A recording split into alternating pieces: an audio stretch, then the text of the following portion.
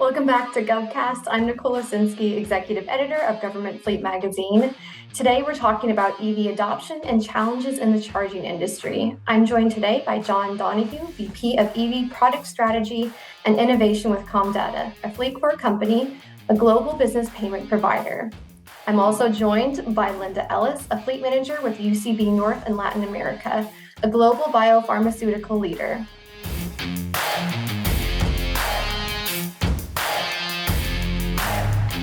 Thank you both for joining me today. John, I'd like to start with you with the questions. What are the current trends and demands driving growth today, and where do you see the U.S. market on that adoption curve? Well, first of all, thank you for having us today. And that's a great question to lead with, set some context for us. One of the things I would say, especially with fleet, in the context of fleet, we're seeing a lot of the adoption driven primarily by sustainability goals. A lot of these are voluntary, but they're also very much written into their corporate goals for the year, and they're cascading down into fleet.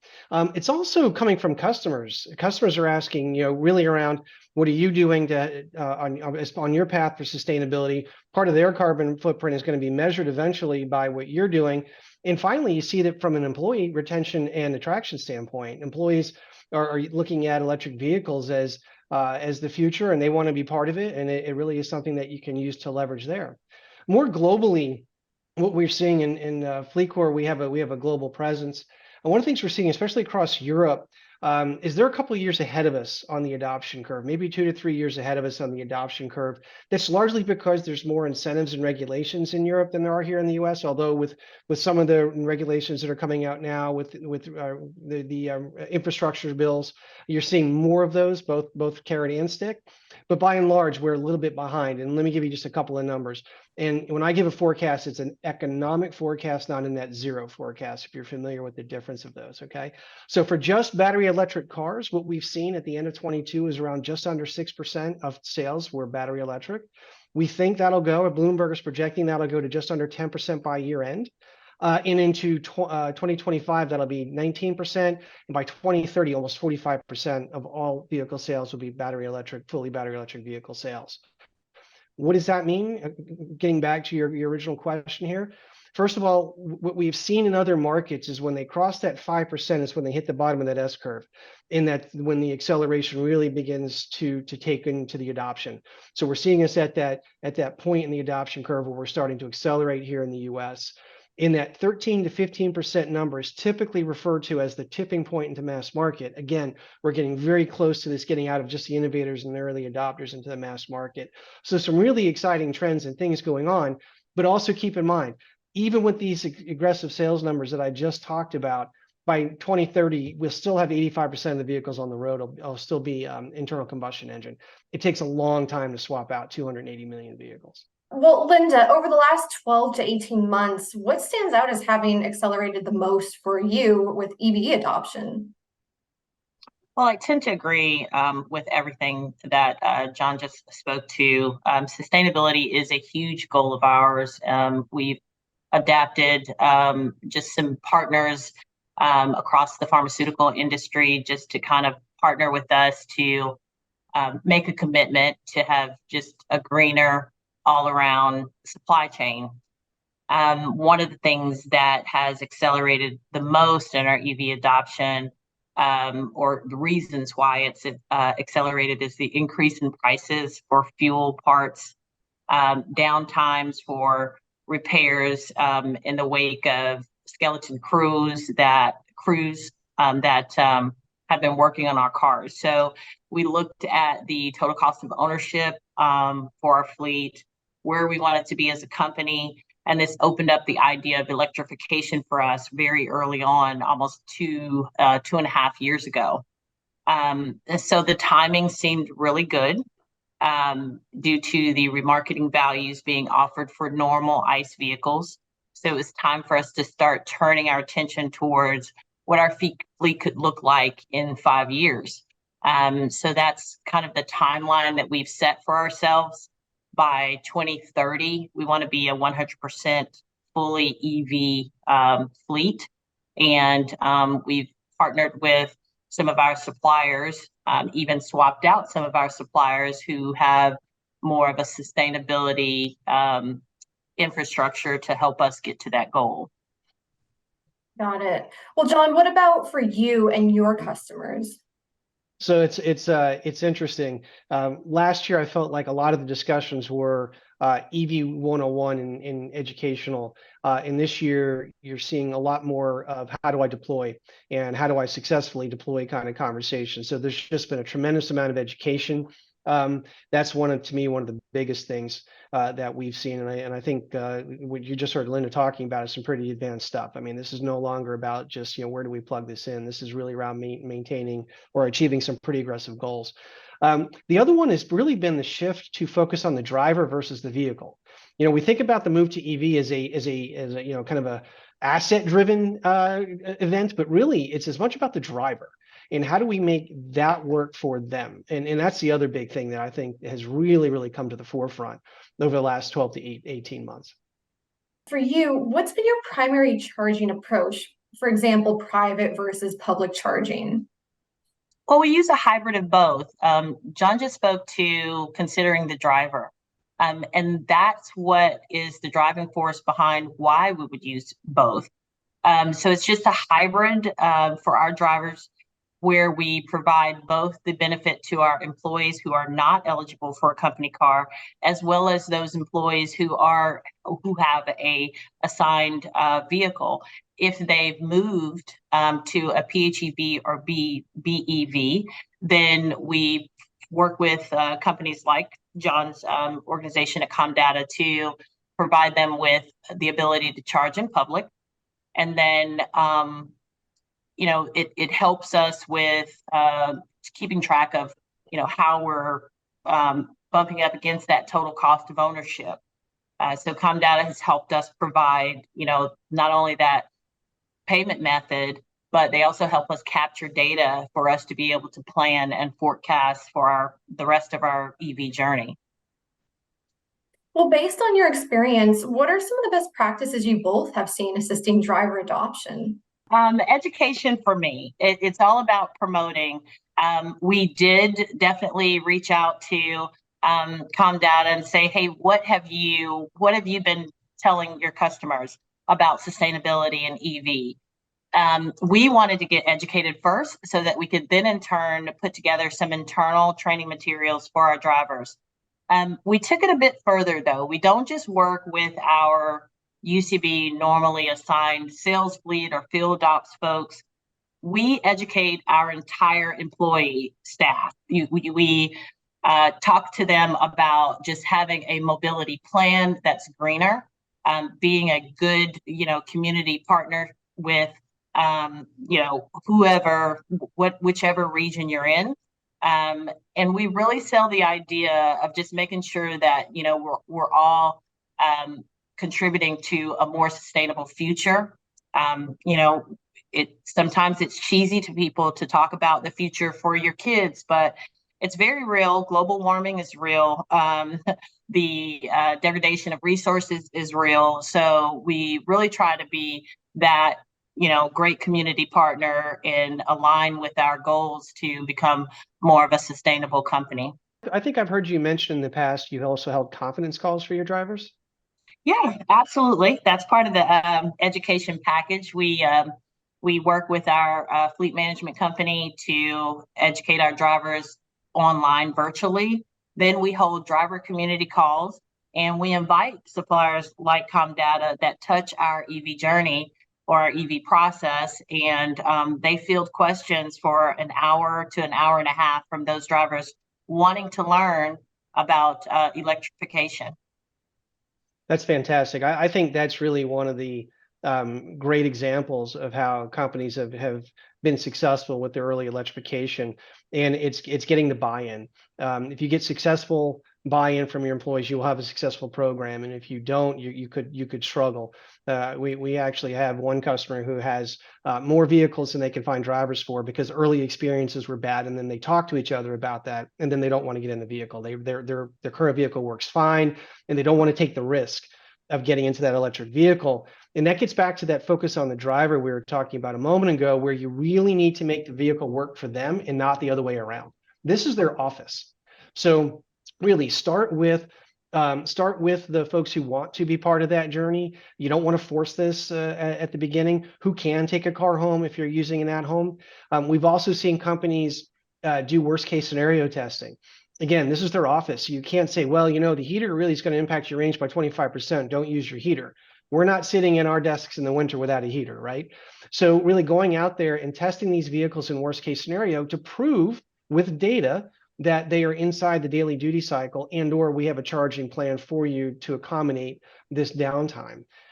The other thing I would say too, and again, Linda's touched on this already, is that total cost of ownership and really balancing that and understanding where you can get some advantages with EV. I know there's a lot of challenges with sending vehicles home. There's new policies that need to be developed. You're into human resources. It may be legal. However, charging at home offers a lot of ROI opportunity. If you think about average rates at a fast charger at 45 cents plus or minus, and average rates at home at 15 or 16 cents, that's a big difference. So think about it this way. At those rates, at 5,500 miles, you could actually pay for that at-home charger.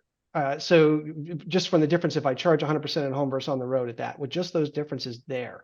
So there's a lot going on, but even more so, it's the mind share for your employees. Now, instead of worrying about where my next charging session is, I'm no longer anxious about charging. I'm aware of charging. I'm not spending 9 extra days of year looking for a place to charge and actually charging. We did an internal study on that and found that it equates out to about 9 days a year of extra downtime if you're charging fully on the road. So we've seen some really creative approaches to it, and again, a lot of it's been with taking full advantage of what these vehicles are meant to do. But the education piece, Linda talked to, that's by far the biggest win that we've seen. Yeah, and I do also, John, want to, you brought up a very interesting point about what are we offering the drivers to increase driver adoption.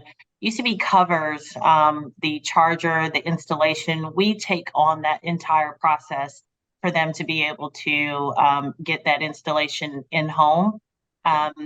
The ins and outs of an employee leaving and things like that, those are really those questions that you want to ask early on in your EV journey. But one of the things that I really appreciate as far as the things that Comdata has to offer is a lot of the stuff that you've just mentioned. There are already clients who have massive amounts or volumes of EVs, and they've learned a lot. And fleet is one of those industries that your competitor isn't afraid to share information with you. And I think, Comdata does a really good job of making resources available. Just if you have questions about, what you do from a policy or guideline standpoint, and then what benefits are there to help you with driver adaptation. What challenges can fleet managers expect when managing a mixed fleet? And how has working with Comdata EV helped? There's no challenges, right, Linda? It's been easy. Totally easy. I don't know why everybody doesn't do this. It's funny. You almost get a division of concepts. You've got, on one side, you've got drivers who are just really gung-ho and they're ready to be a part of this green crew. And then on the other side, you've got the legacy ICE vehicle crew that still have just a bit of anxiety. They don't trust that we'll put the driver first and that we've done our due diligence as far as, looking at geographical, operational, range requirements, trying to really figure out who's a good fit for electrification. And if they're not a good fit for electrification, how are we working with them on other ways to be sustainable? Do they have the correct route? If they are using a nice vehicle, are they idling? What things are we doing, as a more holistic level, and not just saying, drink the Kool-Aid, become an EV driver, that kind of thing. So the challenge just lies in being strategic at the right time, being thoughtful around all factors. And lifestyle is important. The driver care part is important, and it increases the adaptation of that driver, as well as lessens the struggles that you would have managing a mixed fleet. Comdata gave us the opportunity to provide easy public charging options. The data ready applications they had, the tools that kind of gave us legs, gave legs to our EV journey as far as, the range anxiety aspect of it. They're not at home. They can't just plug in.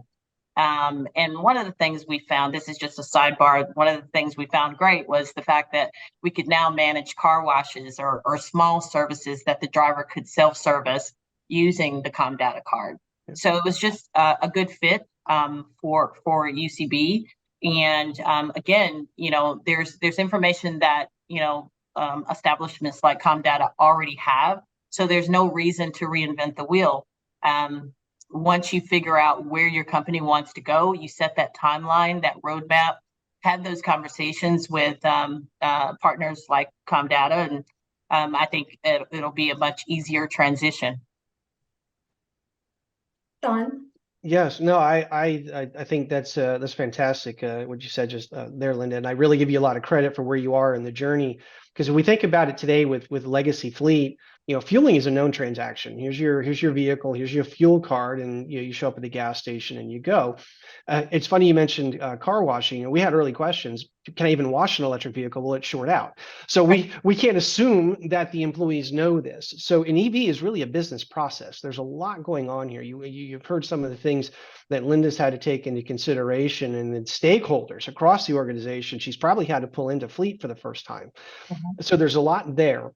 But we also talked about, when I was mentioning the forecast, how these will be mixed fleets for the foreseeable future. So you do need to be able to have everything in one place. You're going to have to aggregate all of your information across fuel types, across manufacturers, across vehicle classes, across charging technologies, charging locations, what have you. So there's a lot of things that will be coming together there.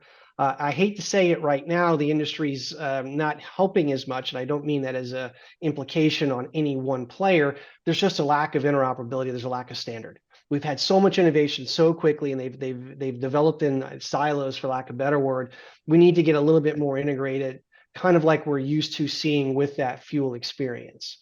To that point, that's really where we're focused. The vehicle, as we mentioned earlier, the vehicle cannot impact the employee's ability to do the job. The vehicle is how we're asking the employee to do their job. So when we think about our product roadmap, it starts with and it's centered on the employee experience. And what Linda said too, it's about this applying those same standards, those same capabilities across all of the technology types. So whether it's helping with those on-the-go payments, helping monitor fraud, the expense controls, the expense management, things like that, that's applicable across energy type. Because with a mixed fleet, you're going to have diesel, unleaded, hydrogen, biodiesel, EV for the foreseeable future. So we're not here to pick winners and losers. We're here to support whatever technology makes the most sense for your fleet, so that we can help you on your journey to zero emissions. Well, what are some of the prominent challenges that the EV charging industry still needs to fulfill its promise on? Infrastructure for me, as John mentioned in some of his points, there are some huge obstacles to climb up, a lot of growing pains. It's not just this, fad that's happening. Electrification is here to evolve. And as we've seen some of our industry giants turn to committing to only build or be more sustainable and only build, EV and PHEV type vehicles.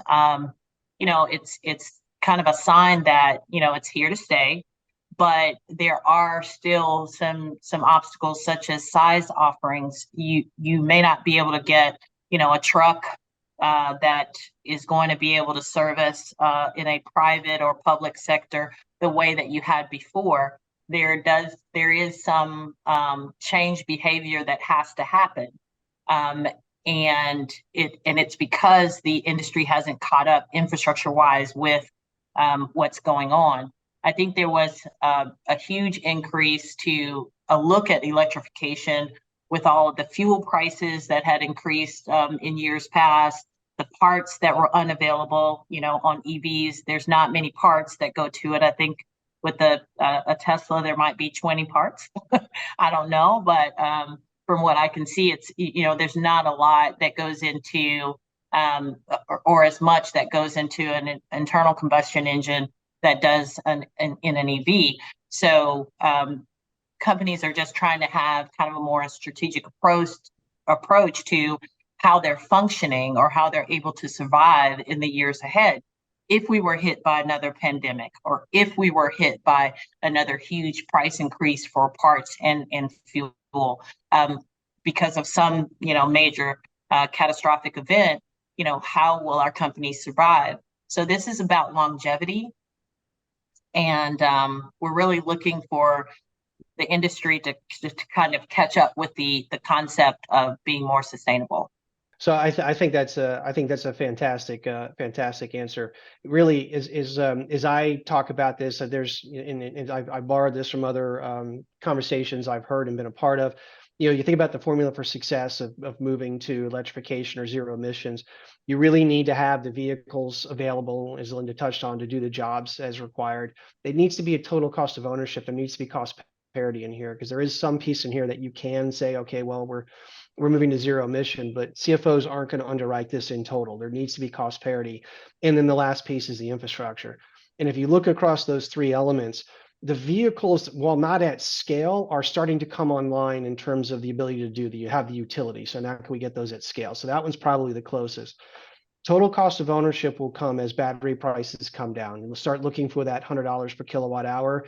That seems to be the talked about magic number of when batteries hit this rate, then you're going to get parity. And then you've already heard Linda talk about the reduced costs of maintenance that'll add into your advantage on an EV. So there's a line of sight there.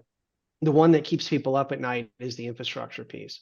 And how are we going to charge these? And what is my infrastructure plan? What does my charging plan look like? And if you think about this, so you talk about medium and heavy duty trucks, an 18-wheeler could take a megawatt charger to charge it. If you have 10 of those at a site, that's the equivalent of powering the Super Bowl. How do you get that to your facility? How do you do that at multiple facilities? So right. There's a lot of conversation that needs to go on, and a lot of collaboration that needs to happen amongst all the players, and a lot of realism, for lack of better word, needs to be introduced on how we get, because it's not going to happen overnight. This is going to be a journey, and we need all the players to be on it, because wishing it won't make it so. We have, because really transportation is the backbone of the economy. It's the backbone of the country.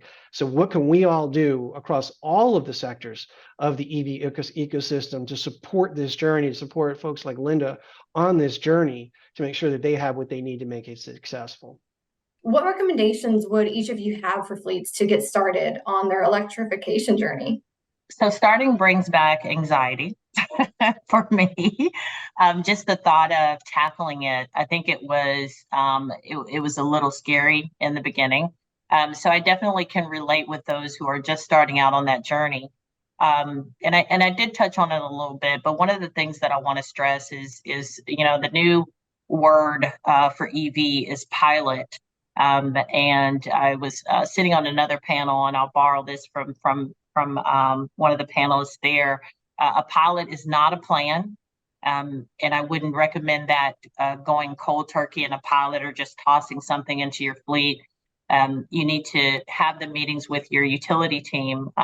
John touched on this a bit about what capacity do you need at your actual facilities.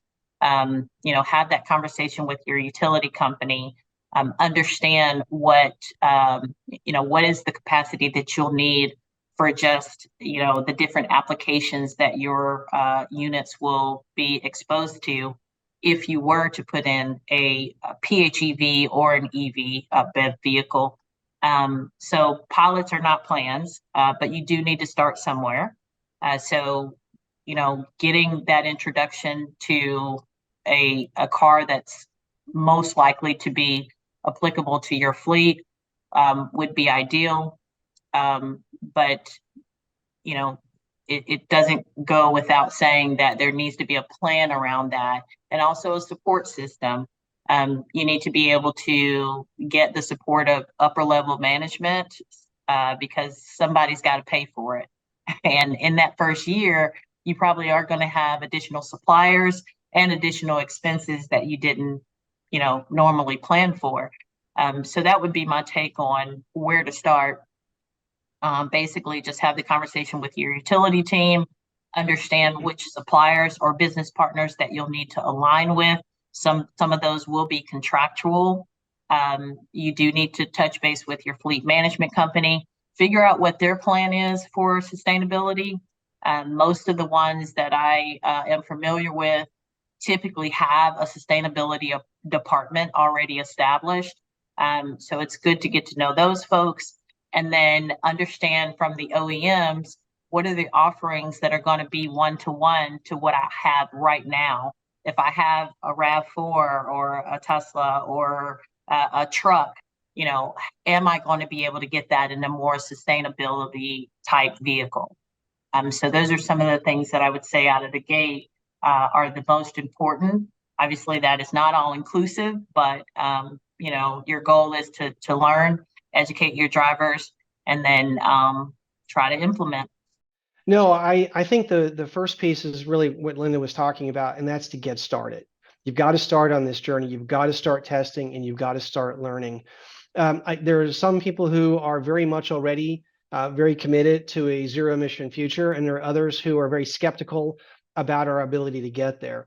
What I can tell you is that there's market forces at work that may force your hand sooner than later, and you need to be prepared for it. You need to start testing and learning now. There's a lot of legislation out there, infrastructure bills that have come out. States have got laws that are going to be taking effect in over the next 3 years. And I know you can say, oh, well, it's California, that doesn't impact us here. It actually does. 14 other states are going to be following. They've already signed memos of understanding with California to have similar goals. They're also beginning to legislate those.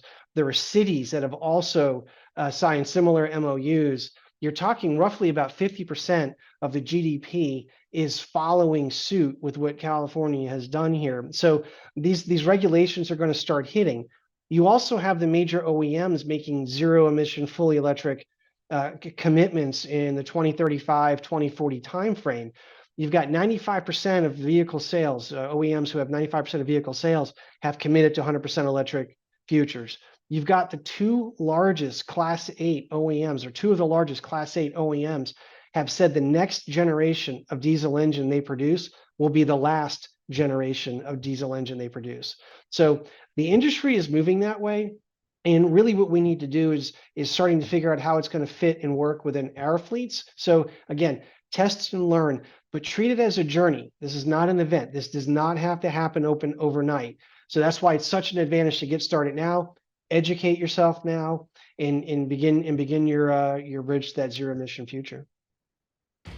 Thank you both for joining me today and helping answer those questions. For all of our viewers, thank you for joining us as well, and make sure to tune in again for another cast episode down the line.